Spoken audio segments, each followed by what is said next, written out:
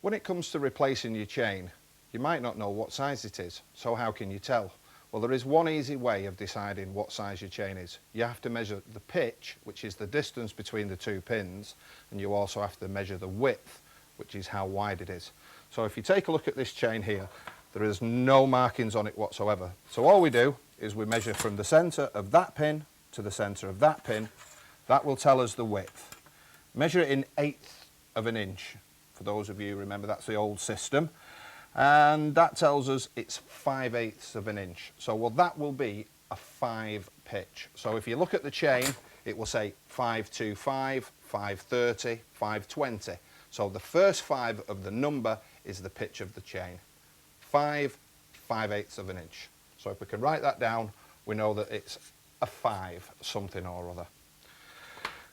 To get the next part of it, you need to measure the width of the chain. Now there's usually two numbers. It may say 525, it may say 530. What we're going to do now is measure the distance in between there and there, which gives you the width of the chain. Again, this one is now in 1/16 of an inch, so we'll measure that, and it's exactly 5/16 of an inch. Now 5/16 equates to a 525 chain. If it's over 5/16 in width, it would be a 530 chain. If it's less than 5/16 in width, it will be a 520 or a 522 chain. And it's as simple as that. If the distance between those two pins was 4/8 or ½ an inch, then it would be a 4 series chain. Likewise, if the distance was 6/8 or 3/4 of an inch, it would be a 6 series chain.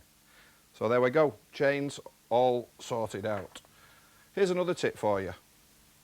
Replacing a bearing. Now this could be a wheel bearing, it could be a steering head bearing, whatever.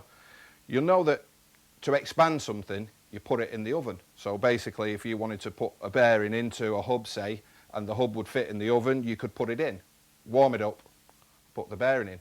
But it's not always convenient, especially if you do maybe a head bearing.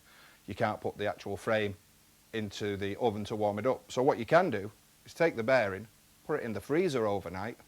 That will then contract, but make it slightly easier to press in.